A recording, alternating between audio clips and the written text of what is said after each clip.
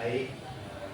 Saya ucapkan terima kasih banyak untuk kehadiran Bapak Ibu yang telah meluangkan waktu untuk mendukung kegiatan hari ini, yaitu diseminasi pengimbasan pemahaman dan penerapan budaya positif.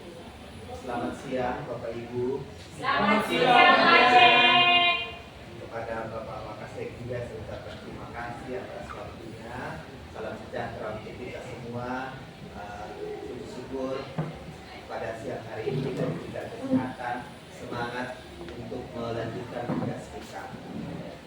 Nah, untuk memulai kegiatan ini, saya meminta Ibu Maris untuk memimpin kita di dalam doa. Kepada Ibu Maris, silakan.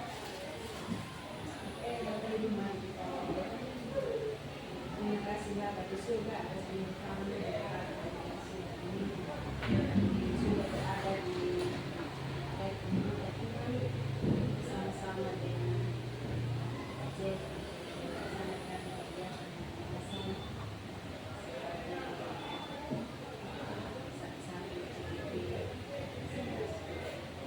Bapak di surga, sebelum memulai segala sesuatu yang kami mohon konsentrasi yang bagus sehingga itu yang disampaikan seluruh proses ini dan dikatakan tidak.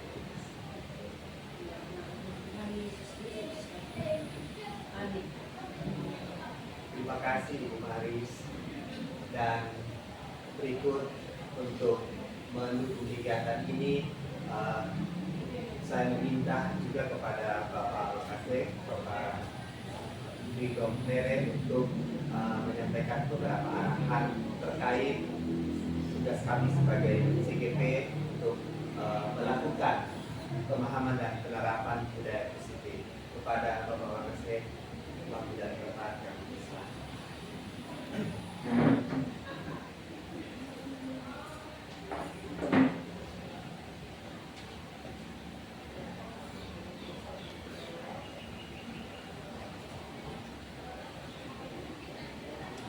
Bapak Ibu, terima kasih banyak yang diberikan kepada saya selaku hasil siswa di Singapura.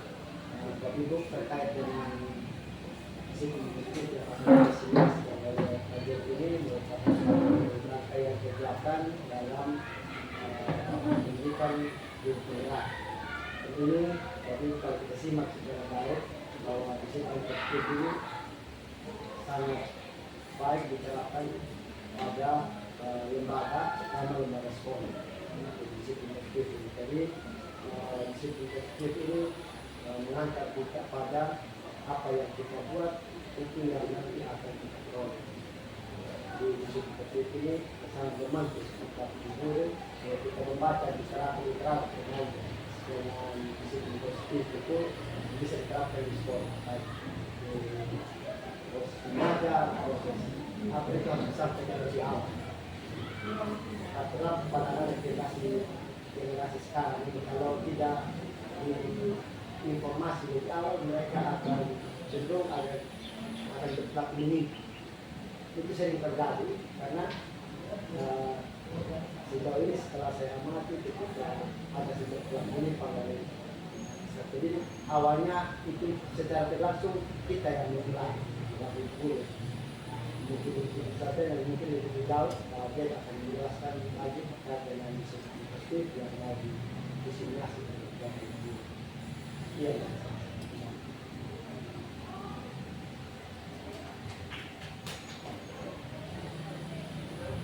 Terima kasih Bapak Kaya. Mari kita berikan aplaus.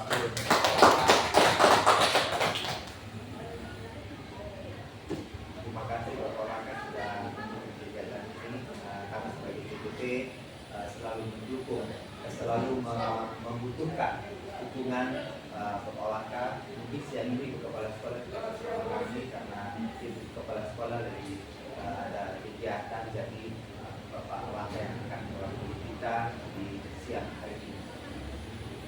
Baik, kita akan memasuki materi inti dari kegiatan hari ini adalah diseminasi, pengimbasan, pemahaman, dan penerapan budaya positif. Nah, sebelum kita memasuki materi inti ini, kita melakukan terlebih dahulu refleksi awal. Nah, budaya positif ini Bapak Ibu sudah ada juga di PNM. Ketika Bapak Ibu membuka pelatihan mandiri tentang budaya positif, pasti ada kerinduan untuk menerapkan di dalam kelas. Nah, tentunya budaya positif ini Bapak Ibu sudah melakukan. Nah, kita refleksi awal dulu. Kira-kira apa saja budaya positif yang sudah Bapak Ibu terapkan di dalam kelas? Nanti bisa ditempel di samping info di sini. Silakan, budaya positif apa saja, entah itu di luar kelas, entah itu di dalam kelas. Silakan kontribusi, bisa 1 atau 2, silakan.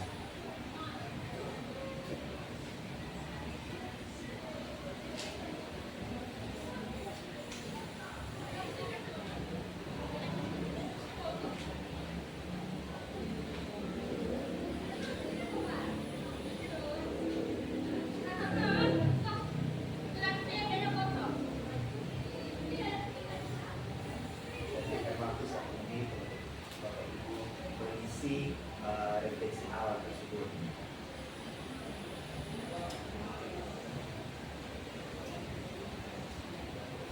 Positif mungkin ada acara bendera atau kayak dengan kelas mungkin Bapak Ibu sudah terapkan, silahkan dituliskan.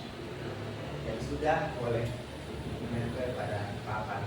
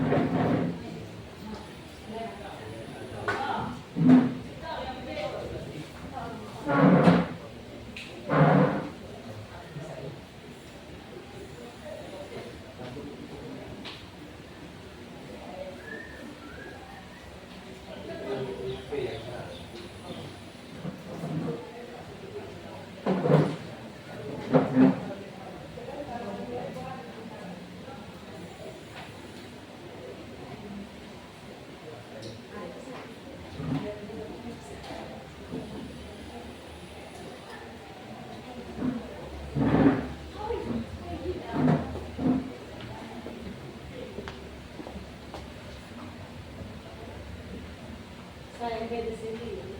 Kita apakah perbedaan itu ini? Dia musik. Tidak vertikal.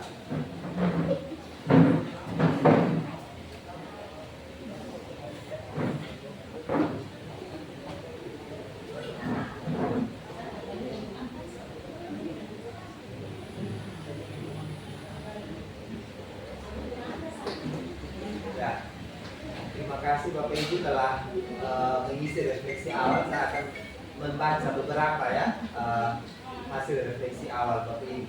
Yang pertama di sini contoh budaya positif saya sudah lakukan.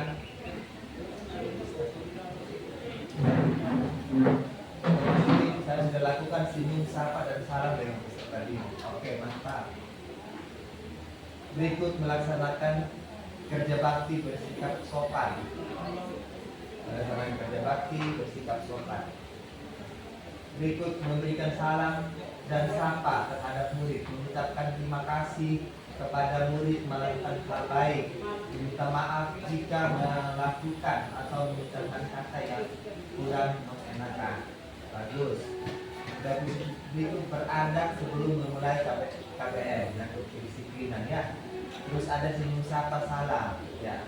Kita jadi menunjukkan keramahan kepada anak-anak. Bapak Freedom, Bapak Wakasek, budaya positif adalah menciptakan suasana yang kondusif, menghargai dan mendorong pertumbuhan setiap individu.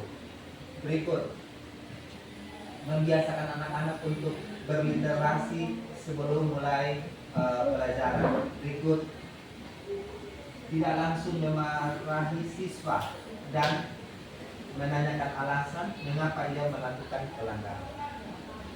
Luar biasa, tepuk tangan dulu untuk Bapak Ibu. Jadi refleksi awal inilah yang akan mengantarkan pemahaman tentang pengimbasan, pemahaman dan penerapan budaya itu sendiri.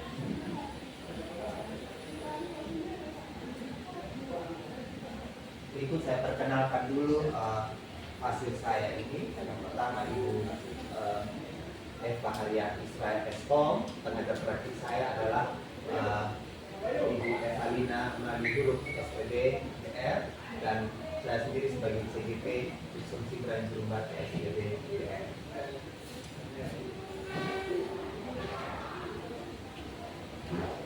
Ya. Selamat datang Bapak Ibu guru hebat. Mari belajar bersama, berkolaborasi, mari saling mendukung, mewujudkan disiplin positif di sekolah kita di SMA Negeri 1 Renat. Jadi sebelumnya saya minta maaf kepada semua Bapak Ibu guru yang sudah hadir pada siang hari ini. Tidak bermaksud menggurui atau bahwa ketika kami sudah CJP bahwa kamilah yang paling hebat atau mampu melakukan ini. Tidak, tetapi budaya positif ini akan mampu untuk diterapkan apabila kita belajar bersama, kita berkolaborasi dan saling mendukung untuk mewujudkan disiplin positif di sekolah kita.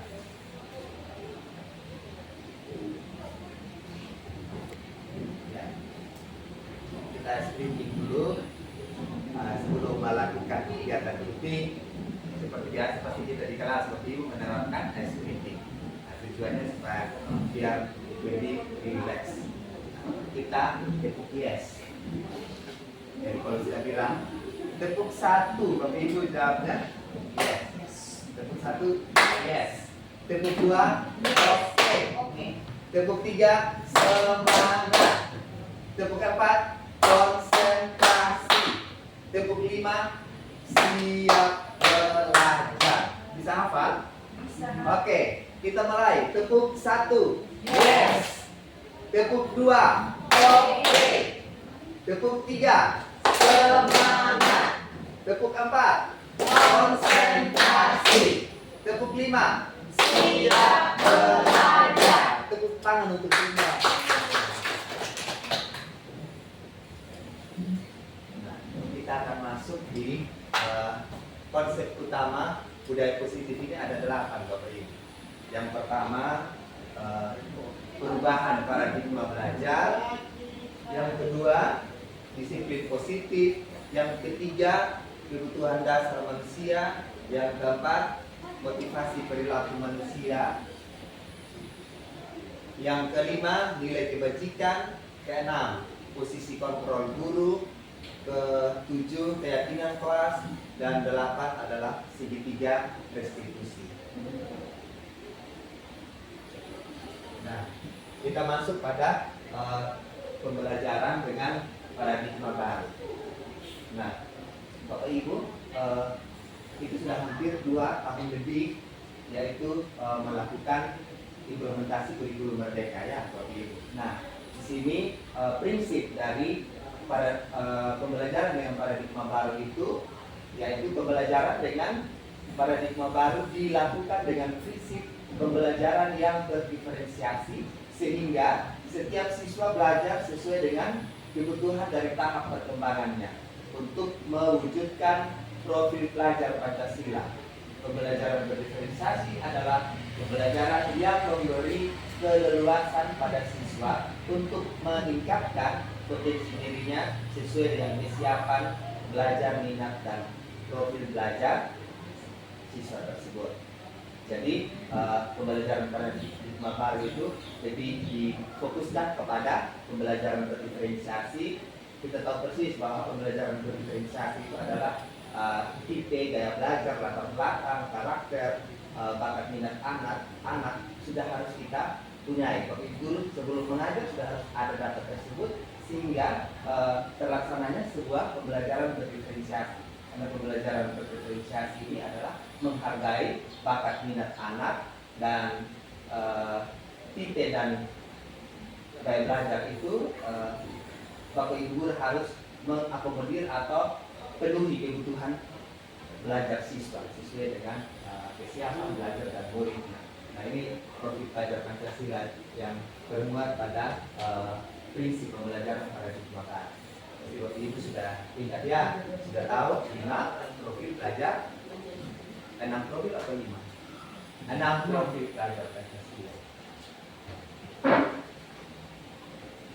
Ya, di sini ada pada prinsip perubahan paradigma pembelajaran yang menjadi fondasi dasar untuk melakukan budaya positif selalu dikaitkan dengan filosofi Bapak Ki Hajar Dewantara. Nah, kita dulu waktu SMP atau SMA pasti kita sudah pernah belajar semboyan kekurangan ya, semboyan Bapak Pendidikan itu ada Ingat Sosuntulodo, Ingmadio Mengkorso dan Tukuri Handayani. Bagaimana di depan menjadi teladan, di tengah membangun dan memberikan motivasi, dan di belakang itu memberikan semangat. Jadi ketika kita mengajar di kelas Bapak Ibu, kita harus meneladani 3 semboyan. Berikut, memperhatikan kodrat alam dan kodrat zaman. Nah, kita pasti di dalam kelas Bapak Ibu pasti kita tahu anak-anak yang berada hidupnya dengan zaman yang kalau di kota itu seperti apa. Terus kita juga bisa mengobservasi keberadaan anak-anak itu yang dari luar kota seperti apa, sehingga dengan memperhatikan kodrat alam dan kodrat zaman, maka kita bisa menghargai setiap keberadaan siswa tersebut. Berikut bukan tabula rasa. Bukan tabula rasa di sini bahwa setiap anak itu mereka masih seperti kertas kosong. Nah, fungsinya Bapak Ibu guru di sini adalah bagaimana mereka dari kertas kosong itu dan mereka terlahir dengan bakat minatnya sendiri. Bagaimana Bapak Ibu di sini mengarahkan setiap potensi bakat minat sehingga berguna bagi masa depan mereka. Semua anak terlahir dengan bakatnya masing-masing. Kita tahu bahwa anak-anak tersebut punya keistimewaan, punya keunggulan, punya kekhasannya masing-masing. Itu yang perlu juga kita arahkan. Terus menyangkut budi pekerti, watak, dan karakter merupakan perpaduan cipta, karsa, dan karya. Nah, kalau di kurikulum 2013 waktu itu kita sudah pelajari tentang kognitif, afektif, dan psikomotorik, yaitu pengetahuan, sikap, dan keterampilan anak. Guru ibarat petani, murid diibaratkan seperti bijian. Jadi maksud dari ini adalah ketika kita guru di dalam kelas ini mengajar mereka atau mendidik mereka itu pasti tidak mungkin langsung mendapatkan hasilnya. Semua membutuhkan sebuah proses. Bagaimana mendidik, bagaimana mengajar, bagaimana mengarahkan anak, bagaimana melatih budi pekerti anak agar mereka selamat dan bahagia. Berpihak pada murid. Nah, berpihak pada murid berarti seluruh aktivitas di dalam kelas itu berarti semuanya berorientasi kepada peserta didik atau student center. Jadi guru hanya memfasilitasi atau membimbing. Nah, di sini kita lebih berfokus kepada siswa yang akan menerapkan profil belajar Pancasila tersebut.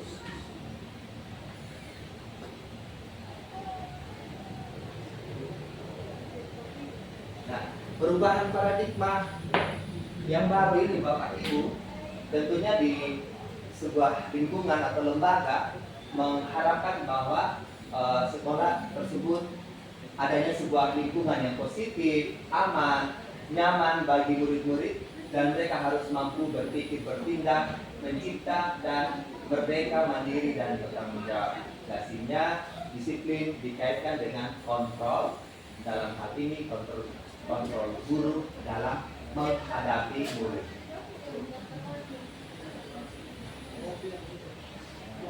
Berikut perubahan paradigma ini, ada ilustrasi Bapak Ibu. Sekarang Bapak Ibu pegang sebuah kertas, pegang berhadapan dua-dua, pegang sebuah kertas. Katakanlah seperti itu, ya, memegang dua kertas, satu kepala tangannya dibuat seperti ini dalam menempel kertas. Terus yang kedua berusaha untuk menghardik, merampas, memperdayai, menghina, merendahkan. Apakah? Nah, pegang masing-masing. Nah, pegang dua orang masing-masing pegang. Jangan bergandengan. Pegang satu tangan bagian A, satu guru pegang kertas.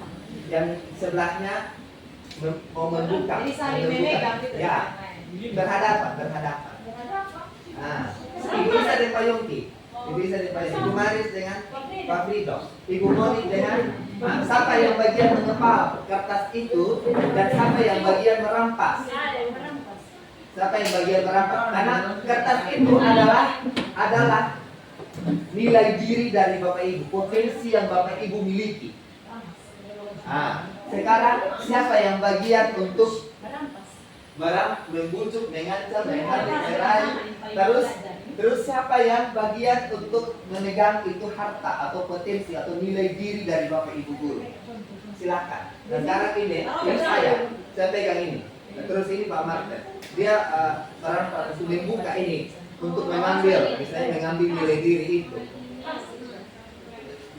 Nah, ya, oke, sudah. Ulang Pak. Ibu Monik, siapa yang pegang? Saya pegang. Oke, Ibu Indrian akan membujuk, merayu. Ya, oke. Ibu Ambu, siapa yang pegang kertasnya? Di kepala tangan dibuat begini. Nah, satunya untuk mau merayu, mengambil. Ini kalau Nah. kita Oke, sebentar. Bapak Ibu sudah lakukan ini. Apa yang akan terjadi? Siapa yang mau memberikan pendapat? Ketika kita belum merampas. silakan. Ibu Silakan mau buka atau tutup, silakan. Apa kayak Bulenya Pak. Bulenya Pak ya, saya makasih. ya dari ilustrasi itu apa yang terjadi? Ada, silakan Pak Yongki. Ya. Kalau dari saya ilustrasi yang tadi ya, di sini bisa kertas kan ibarat harga diri. Bisa mengenal harga diri itu dan saya berusaha merebut harga diri dari dalam Bisa. Dan kita berdua sama-sama saling berusaha untuk mempertahankan posisi masing-masing. Dan tidak ada yang menyerah, ya maksudnya tidak ada yang mau menyerah atau memberikan harga diri. Semua mempertahankan yang masing-masing. Oke, tepuk tangan dulu untuk Pak Yongki. Berikut masih ada? Oke, Ibu Moni silakan. Nah, yang menarik untuk saya itu yang poin teman Anda yang bagian B yang bawah. Saya berusaha menahan sekuat tenaganya saya, cuman tadi dengan Ibu Indri, karena Ibu Indri juga mau ini barang, itu bujuk saya untuk saya kasih itu barang. Ya, dengan cara yang lebih lembut, ini kan ada merayu, juga membujuk. Ini menurut saya hal menarik gitu. Karena kan kita orang, kalau misalnya kita berbeda pandangan atau berbeda paradigma, pasti kita pasti akan menganggap kalau orang itu kita harus hardik, terus kita harus mengancam dia supaya satu pandangan dengan kita. Tapi ternyata ada cara-cara yang lebih lembut untuk melakukan hal itu, apalagi kita teman seperjuangan. Oke, tepuk tangan. Ya, kata kuncinya di sini artinya dari ilustrasi ini Bapak Ibu menyambut terkait dari positif ini bahwa kita tidak bisa untuk mengontrol atau mengubah orang lain. Jadi segala sesuatu untuk kita menjadi baik mulai dari dalam diri kita, motivasi intrinsik dari dalam diri kita. Kalau memang kita mau berbagi sesuatu dan orang itu membuka hati untuk menerima dengan hal-hal baru atau mengembangkan dirinya, ya bersyukur bahwa kita bisa menginspirasi orang lain untuk melakukan hal-hal baik atau potensi yang dimiliki dari guru tersebut untuk bisa mengimbaskan kepada orang lain atau menjadi hal yang berguna dan bermanfaat. Karena setiap manusia dengan potensinya kan, gitu Bapak Ibu.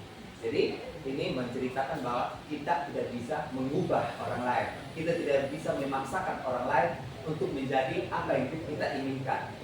Seperti itu.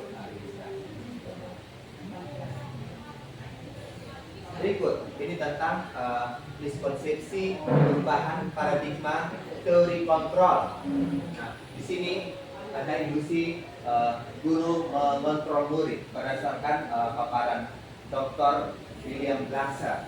Nah, di sini ibarat guru, ilusi guru mengontrol murid, ilusi bahwa kritik dan membuat orang merasa bersalah dapat menguatkan karakter, ilusi bahwa semua penguatan positif, efektif, dan bermanfaat. Semua penguatan positif, efektif, dan bermanfaat.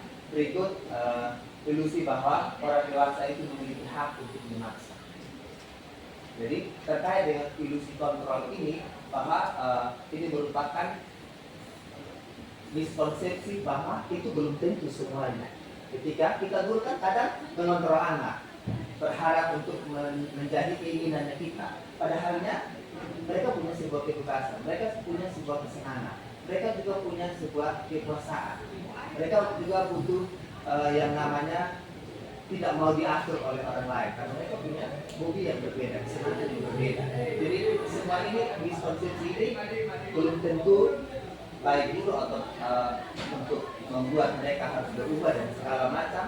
Mungkin hanya dalam jangka pendek saja, saat itu saja. Karena untuk hal positif atau budaya positif ini semua kembali dari dalam diri untuk kita merubah mindset atau melakukan hal-hal positif untuk diri kita sendiri atau orang lain. Nah, di sini ada perubahan paradigma stimulus respon. Bagaimana dari matriks ini di kolom pertama ada stimulus respon, kolom keduanya ada teori kontrol. Bahwa bisakah kita mengontrol seseorang? Nah, berdasarkan tadi kepalan tangan, bahwa dapat disimpulkan tadi dari teman-teman semua sudah kita pahami bersama kita tidak bisa mengontrol atau mengubah orang lain. Nah, contoh stimulus respon.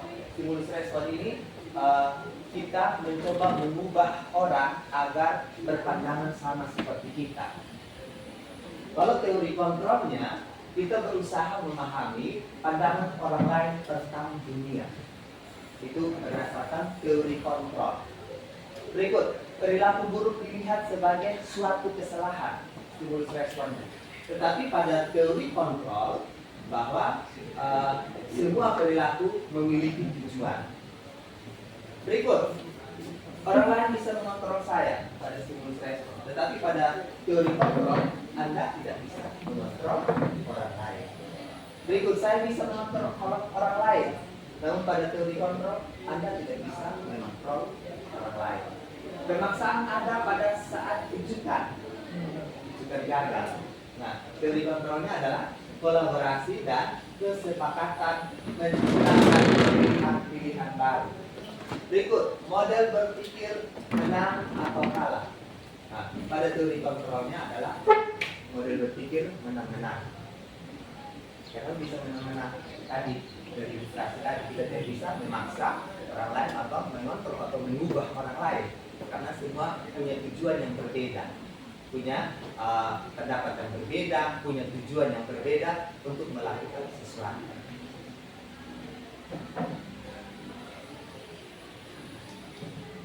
Nah, kita masuk pada disiplin positif. Apa arti dari disiplin positif? Adakah Bapak yang mencoba mengenal disiplin positif? Mari kita lihat bersama disiplin positif. Disiplin positif ini cara membentuk sikap mandiri anak sehingga fokusnya pada memotivasi refleksi terhadap kesalahan yang dilakukan, menghargai dan membangun logika yang bersifat panjang. Kata disiplin sering dikaitkan dengan tata tertib, teratur, dan kepatuhan pada peraturan. Kata disiplin juga sering dihubungkan dengan hukuman, padahal itu sungguh berbeda karena belajar dengan disiplin tidak harus dengan memberi hukuman. Justru itu adalah salah satu alternatif terakhir dan kalau perlu tidak digunakan sama sekali.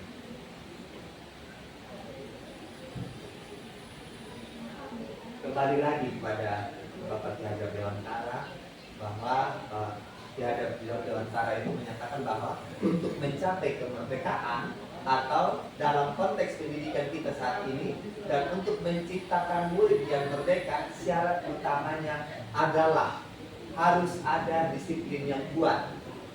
Disiplin yang dimaksud adalah disiplin diri yang memiliki motivasi internal. Jika kita tidak memiliki motivasi internal, maka kita memerlukan pihak lain untuk mendisiplinkan kita.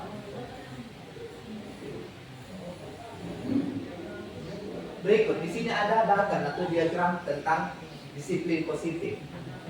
Nah, ada diagram teori kontrol berdasarkan William Glasser. Nah, pada diagram yang pertama, di situ Anda tidak bisa mengontrol orang lain, hanya Anda yang bisa mengontrol diri sendiri.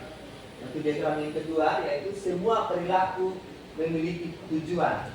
Diagram yang ketiga, model berpikir menang-menang, kolaborasi dan konsensus menciptakan pilihan-pilihan baru. Lalu diagram yang keempat adalah realitas kebutuhan.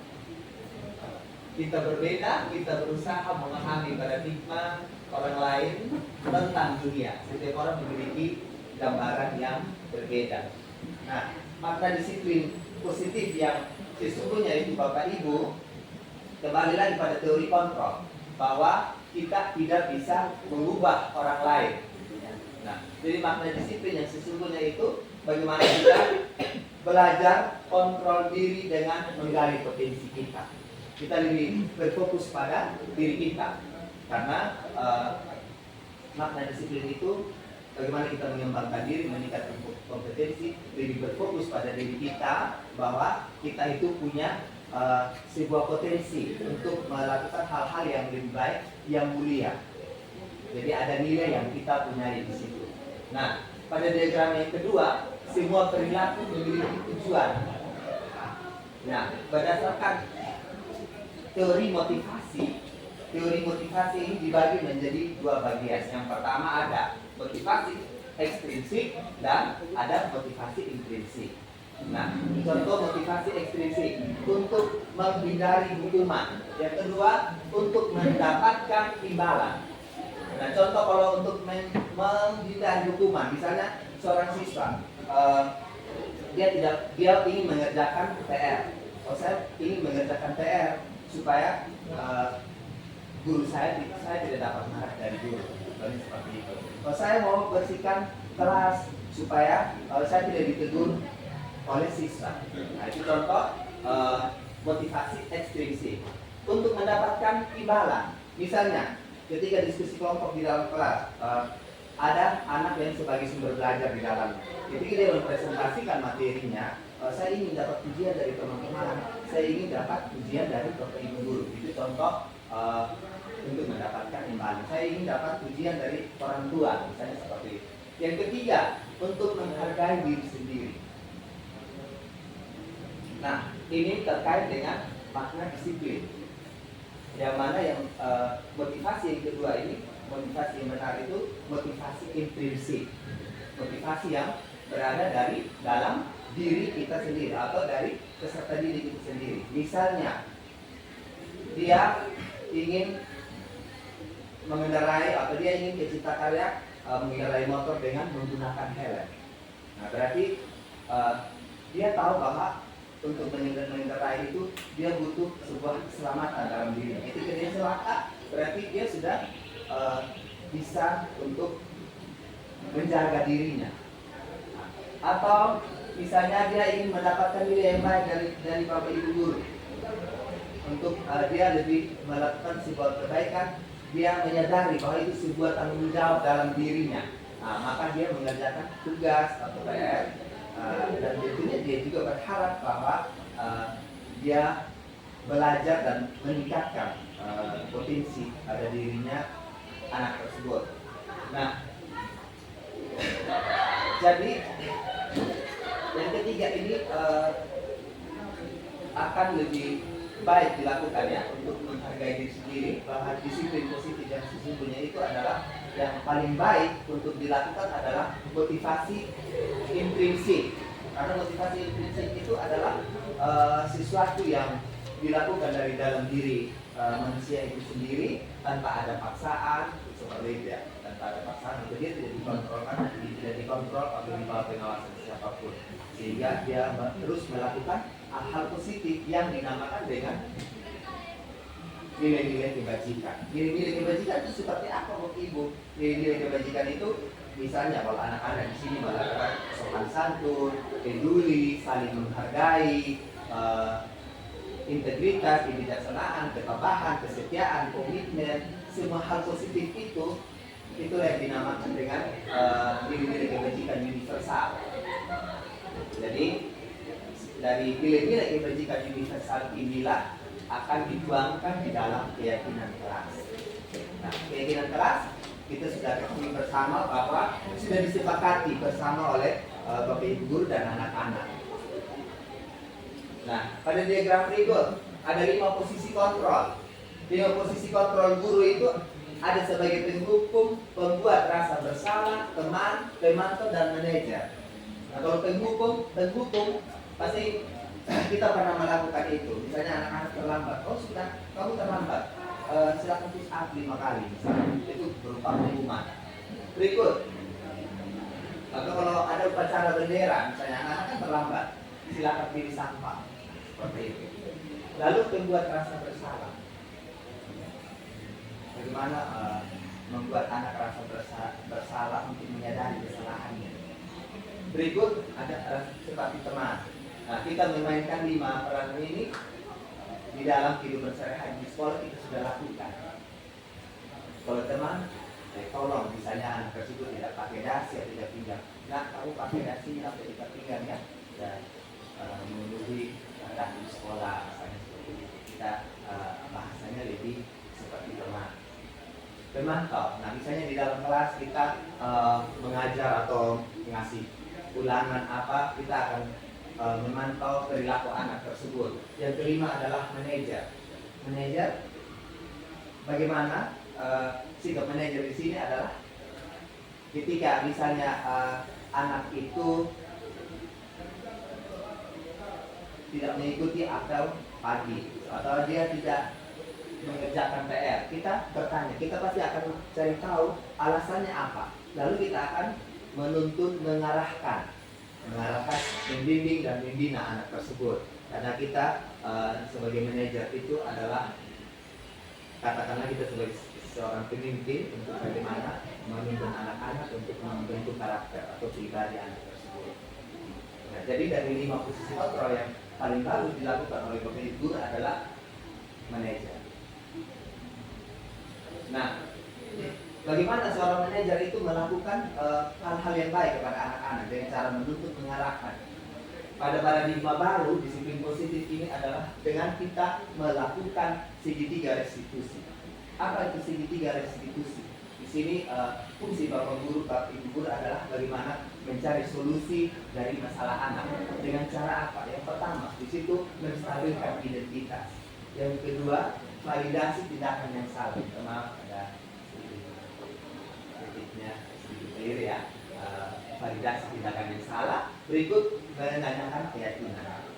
Nanti sebentar kita bisa melihat video dari penerapan segitiga restitusi. Nah, berikut kita masuk pada realitas kebutuhan. Nah, kita tanpa kita sadari bahwa ada 5 kebutuhan dasar manusia. Yang pertama ada bertahan hidup, ada penguasaan, ada kasih sayang, ada rasa diterima, ada kesenangan, ada kebebasan. Nah, jadi dengan segitiga restitusi ini, ketika anak melakukan kesalahan, tentunya mereka punya sebuah motivasi. Saya melakukan ini untuk apa dan lain-lain. Jadi kita tidak bisa langsung menghukum anak-anak. Tidak bisa langsung kita menghukum anak-anak, maka terapkanlah segitiga restitusi ini untuk anak tersebut menyadari kesalahannya, dan kita menegur dengan cara ini tadi, menstabilkan identitas. Misalnya pada saat kita pembelajaran di dalam kelas, misalnya anak tersebut kita sudah sepakati bersama di keyakinan kelas, lalu katakanlah dia langgar, misalnya saat diskusi kelompok temannya lagi belajar, dianya mengganggu temannya. Nah, pasti guru menstabilkan dulu, memanggil anak tersebut, menstabilkan identitas anak. Tadi Pak Guru lihat waktu diskusi kelompok, kamu mengganggu temannya, begitu.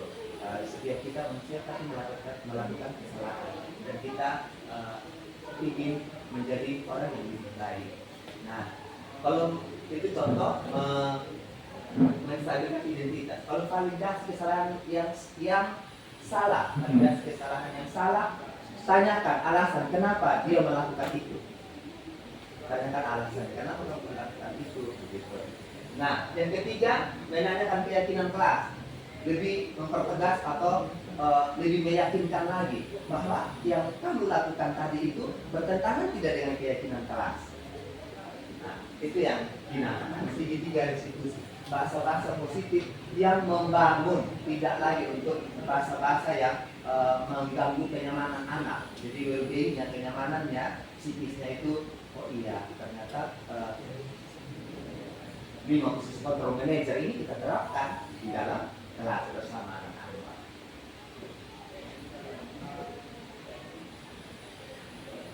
Berikut ada nilai-nilai kebajikan. Minta maaf Bapak Ibu sedikit cepat-cepat karena memang kita hanya dibatasi waktu 1 jam. Nah, ada nilai-nilai kebajikan di beberapa instansi. Misalnya kalau di sekolah, profil pelajar Pancasila itu masuk semua 6 profil pelajar Pancasila pada nilai-nilai kebajikan.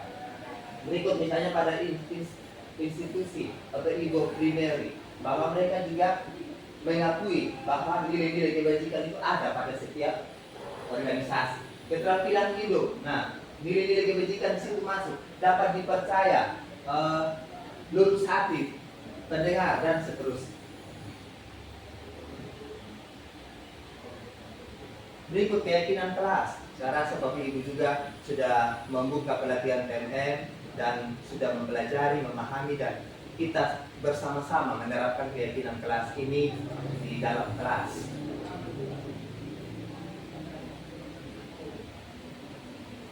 Pembentukan keyakinan kelas, kita sudah sepakati bersama, tawarkan kepada anak-anak hal-hal yang memang kita sepakati bersama agar di dalam tujuan pembelajaran itu ada sebuah keyakinan kelas yang kita yakini yang ingin dicapai saat tujuan pembelajaran itu dilakukan. Berikut peraturan atau keyakinan. Nah, di sini bahasa dalam bentuk peraturan adalah selalu kembalikan buku ke tempatnya. Ini peraturan. Dan kalau keyakinan bunyinya adalah tanggung jawab. Nah, kalau di sini dilarang mengganggu orang lain, itu peraturan. Tapi kalau di sini keyakinan, menghormati orang lain dan diri sendiri. Jadi bahasanya lebih diperhalus lagi sehingga keyakinan kelas ini menuju kepada nilai-nilai kebajikan. Berikut kebutuhan dasar manusia, ada 5 tadi ya: bertahan hidup, kasih sayang, ketulusan, kebebasan, dan kesenangan. Nah, contoh bertahan hidup. Nah, ada makanan, sandang, pangan, dan apa Bapak Ibu kebutuhan pokok manusia itu ya. Nah, bagaimana kalau manusia tidak makan? Dia tidak akan hidup. Kalau Pak Jek juga akan melakukan pemaparan ini dan tidak makan, pasti tidak ada tenaga ya. Terus tempat tinggal, semua butuh tempat tinggal. Tidak mungkin tinggal di hutan atau dan lain-lain. Kesehatan, keamanan. Nah, semua kita cinta dengan kesehatan. Misalnya dulu COVID kita pakai masker ya, pakai masker untuk menjaga kesehatan. Berikut keamanan, kita butuh keamanan juga di lingkungan tempat kita kerja. Kasih sayang dan rasa diterima, semua orang butuh. untuk menyayangi dan disayangi, butuh diperhatikan dan memperhatikan, butuh kerjasama menjadi sebuah bagian. Kedewasaan, harga diri, keinginan untuk dianggap pemimpin dan berprestasi. Dan semua kita punya potensi, Bapak Ibu. Jadi Bapak Ibu guru ini semua punya potensi. Jadi kadang kita punya tujuan untuk melakukan sesuatu, teori kontrol ya, atau motivasi tadi.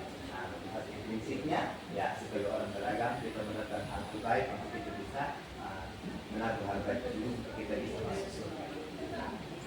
Ya, ada kebebasan, mandiri, mencoba hal-hal baru. Misalnya pada siswa, dia punya bakat minat, dan dia punya kebebasan untuk berkreativitas, untuk berinovasi, untuk meningkatkan potensi dirinya. Berikut kesenangan, karena anak kita tahu persis bahwa di kelas ya mereka ingin bermain, mereka berhumor sama teman-temannya, ada antusiasnya, ada tertawa dan lain-lain. Makanya fondasi dasar Ki Hajar Dewantara adalah keselamatan dan kebahagiaan. Mereka harus bahagia dan tidak boleh ada tekanan. Berikut kebutuhan dasar. Kita baca bersama Bapak Ibu. Silakan diamati.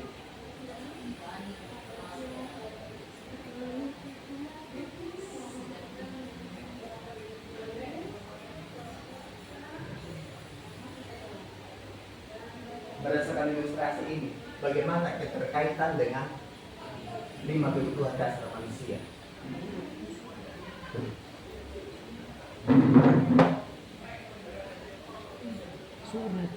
Ya, di sini ada kasih sayang, di sini ada kemesraan, di sini ada kesenangan, di sini ada kebebasan, di sini ada bertahan hidup.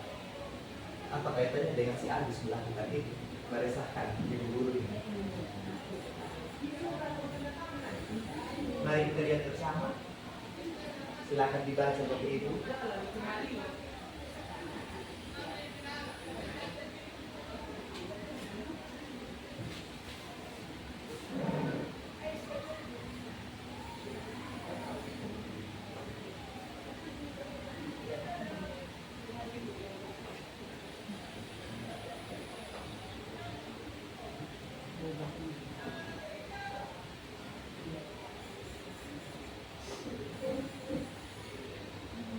Ibu Ista coba jawaban dari ilustrasi. Silakan Ibu Ista dengan suara yang keras. Dalam konteks penerapan disiplin positif, Ibu Anis sebaiknya mencari tahu alasan Agus melakukan tindakan tersebut agar mengetahui kebutuhan mana yang sedang berusaha dipenuhi Agus. Yang pertama, apabila jawaban Agus karena ia lapar dan orang tuanya tidak membawakannya bekal makan siang, kebutuhannya adalah bertahan hidup. Yang kedua, apabila jawaban Agus karena ia senang temannya jadi memperhatikan dia, kebutuhannya adalah cinta dan kasih sayang, yaitu kebutuhan untuk diterima. Yang ketiga, apabila jawaban Agus adalah dia merasa hebat karena temannya jadi takut dan menuruti keinginannya, kebutuhannya adalah penguasaan atau pengakuan atas kemampuan. Yang keempat, apabila jawaban Agus karena dia merasa bosan dengan bekal yang dibawakan ibunya karena selalu membawakan bekal yang sama, kebutuhannya adalah kebebasan, yaitu kebutuhan akan pilihan. Dan yang terakhir, apabila jawaban Agus adalah karena iseng saja dan dia menikmati ekspresi wajah temannya yang kesal karena diambil makanannya, kebutuhannya adalah kesenangan. Oke, tepuk tangan untuk kita semua Bapak Ibu. Jadi kita memahami ya. Oke. Dalam posisi kontrol guru tadi ya, sebagai penghukum, membuat orang merasa bersalah, teman, monitor, teman atau manajer. Jadi yang paling bagus untuk dilakukan adalah manajer. Kita tidak lagi untuk menjadi penghukum, membuat merasa bersalah, teman, monitor atau pemantau, tapi fokus kita di manajer dengan cara menerapkan segitiga restitusi tadi. 5 posisi kontrol. Nah, pada matriks ini Bapak Ibu ada motivasi dari seorang guru, ada identitas gagah. 2 kolom, ada identitas berhasil. Ini kata-katanya di sini. Lalu identitas berhasil yang berikut untuk kontrol diri. Ini di luar kontrol. Nah, kalau contoh motivasi guru berbuat sebagai penghukum, dia akan menghardik, dia akan menunjuk, dia akan menyakiti, dia akan menyindir, bahasa-bahasa yang menyakiti atau tidak membangun pribadi anak. Nah, ini kontrol yang tidak baik dari luar atau identitas ganda. Nah, kalau perempuan merasa bersalah, seperti ini, berceramah, terus mengatakan seharusnya ibu kecewa, itu bahasa-bahasa yang tidak membuat siswa itu nyaman. Berikut, untuk identitas berhasil sukses, kontrol dari luar. Nah, ini bagaimana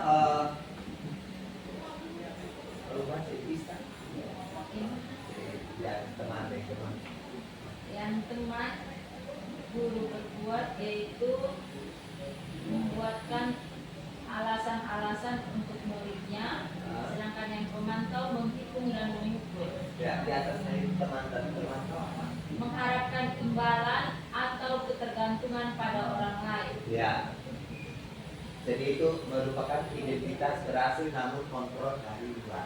Nah, tadi dua teori motivasi ya, ada motivasi ekstrinsik dan motivasi intrinsik. Ada sebagai teman. Lalu identitas berhasil atau sukses berdasarkan kontrol diri. Nah, ini yang menuju kepada nilai-nilai kebajikan. Berikut, mari kita perhatikan bersama format ini. Ada tindakan guru, tugas, perbedaan hukuman dan konsekuensi. Tindakan guru, Pak Yongki, baris pertama. Apakah itu hukuman atau konsekuensi? Mencatat 100 kali dengan hukuman.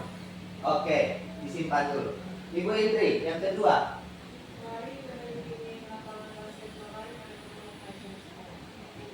Hukuman. Ibu Moni, yang ketiga.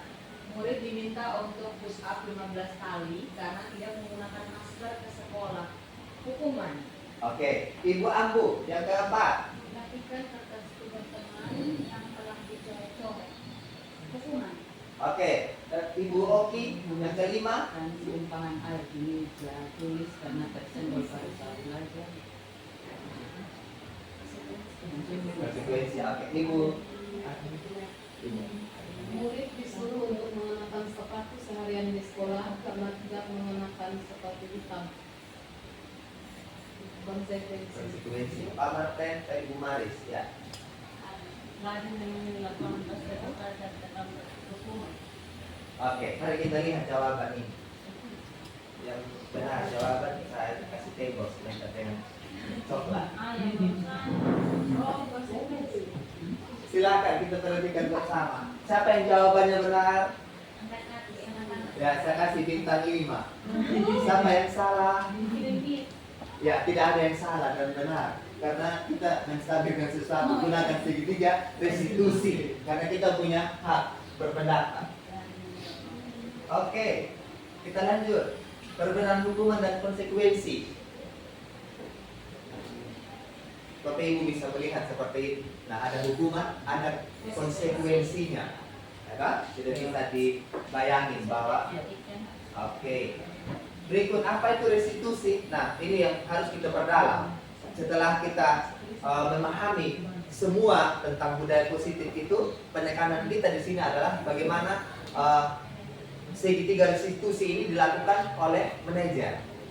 Bagaimana menuntut, tidak menyakiti, bahasa-bahasa yang tidak membangun atau tidak menjaga psikis mereka. Akhirnya mereka jadi trauma karena kata-kata kita menghardik, kita menggungung, menunjuk dan berkata-kata kasar kepada mereka. Nah, perubahan paradigma lama menuju perubahan paradigma baru inilah yang sebagai manajer kita menerapkan segitiga restitusi.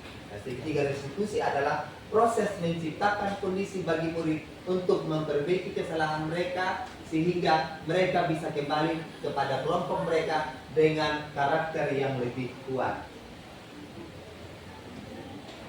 Nah, ini ada bagian segitiga restitusi Bapak Ibu.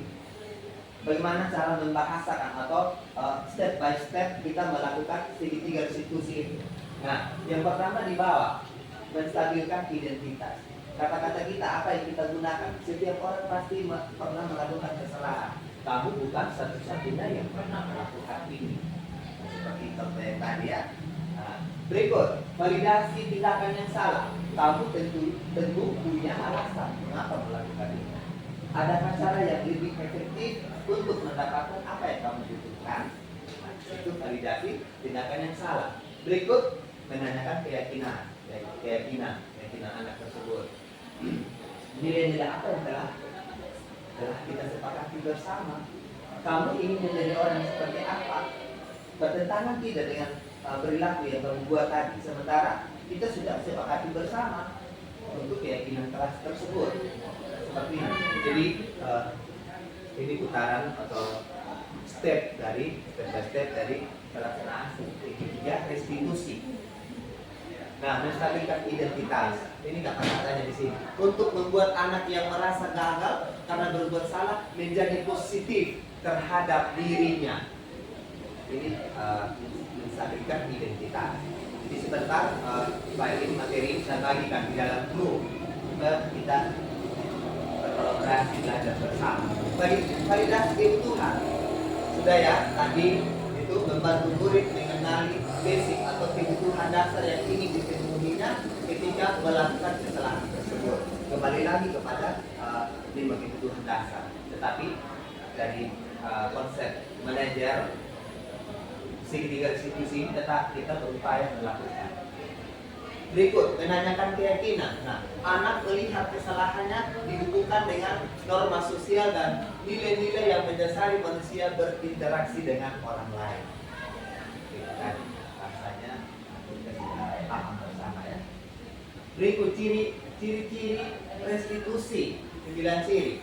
Di sini ada 9. Bukan untuk menebus kesalahan, namun untuk belajar dari kesalahan. Yang kedua, memperbaiki hubungan. Yang ketiga, tawaran bukan paksaan. Yang keempat, menuntun. Yang kelima, mencari kebutuhan. Berikut cara yang paling baik untuk memperbaiki diri. Fokus pada karakter, bukan tindakan. Fokus pada solusi dan mengembalikan murid yang berbuat salah pada kelompoknya. Video inspirasinya karena kita tidak ada speaker ya, nanti saya ajak di semua ibu untuk menonton contoh step by step untuk menerapkan segitiga restitusi dengan teori kontrol manajer.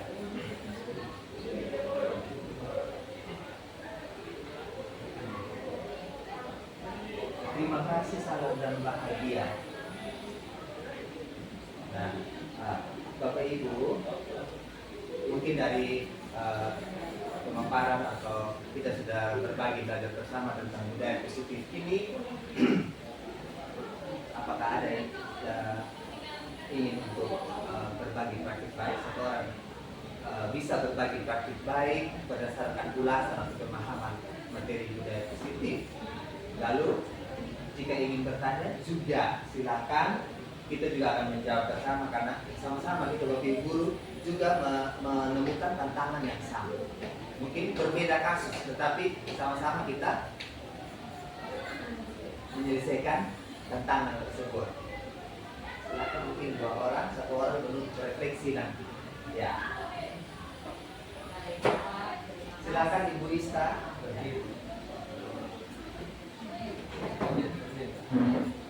Baik Pak, terima kasih buat materi yang Pak sudah kasih kepada saya dan teman-teman guru yang lain di sini.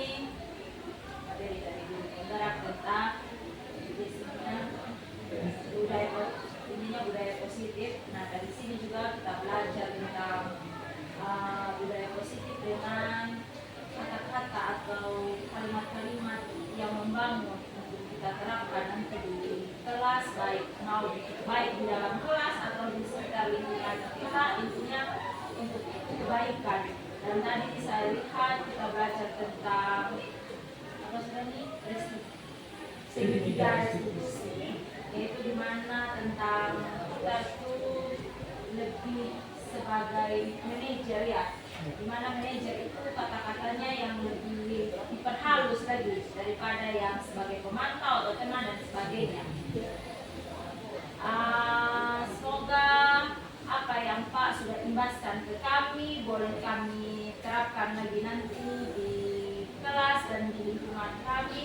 Pokoknya untuk Pak Jackson terima kasih banyak dan sukses untuk program guru penggeraknya.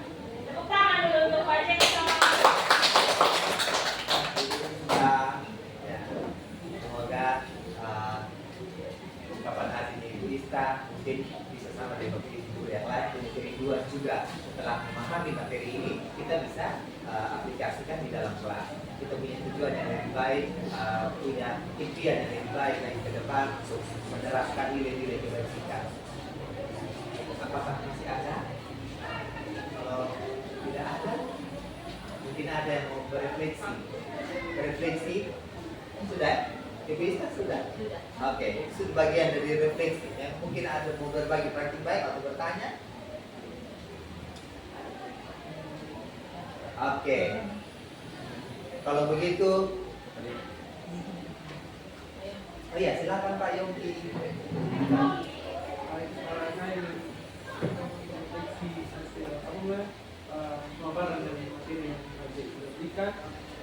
Juga terima kasih karena saya banyak belajar dari materi yang Pak Jack sampaikan, dan saya rasa Pak Jack juga sudah menerapkannya selama ini di pembelajaran di kelas dan juga bagi guru yang lain juga itu. Jadi saya banyak belajar. Jadi kita akhirnya bisa menghindari stigma bahwa guru-guru itu galak, guru-guru sebagai pemberi hukuman, guru-guru itu sering menyalahkan siswa. Tapi dengan adanya materi ini dari guru penggerak ini kita belajar pelan-pelan bagaimana kita menjadi teman dengan anak-anak, bisa menyelesaikan masalah dengan anak kita bersama-sama, tidak menjudge mereka bahwa mereka itu salah dan sebagainya.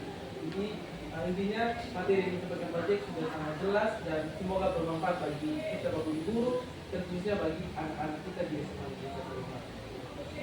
Amin. Terima kasih banyak. Tepuk tangan dulu untuk Pak Yongki. Ya. Baik, saya rasa cukup. Cuman Bapak Ibu tolong didengar saja ini. Saya ingin didengar saja ini. Saya ingin bahwa setelah mempelajari materi ini kita belajar bersama. Yang pertama, Bapak Ibu simpan saja di perasaan Bapak Ibu, di hati Bapak Ibu, bahwa perasaan apa yang Bapak Ibu rasakan silakan diisi. Terus yang kedua, impian apa lagi setelah memahami bersama ini, impian apa yang mau dilakukan di dalam kehidupan sehari-hari di sekolah kita. Dua itu saja menjadi bahan refleksi untuk kita ada sebuah motivasi diri atau aplikasi paradigma baru lagi tentang budaya positif yang ingin kita lakukan di sekolah kita. Jadi sekian dulu dari saya sebagai CGP. Sekali lagi saya ucapkan terima kasih banyak yang sebesar-besarnya kepada Bapak Ibu guru yang sudah membersamai kegiatan diseminasi pemahaman penerapan budaya positif. Kiranya kegiatan hari ini bermanfaat dan berguna bagi kita semua untuk Bapak Ibu guru di sekolah kita tercinta ini, SMA Negeri 1 Waingapu. Dan untuk mengakhiri kegiatan ini, saya meminta Ibu Ani untuk memimpin kita di dalam doa. Waktu dan tempat saya persilakan Ibu Ani untuk memimpin kita di dalam doa.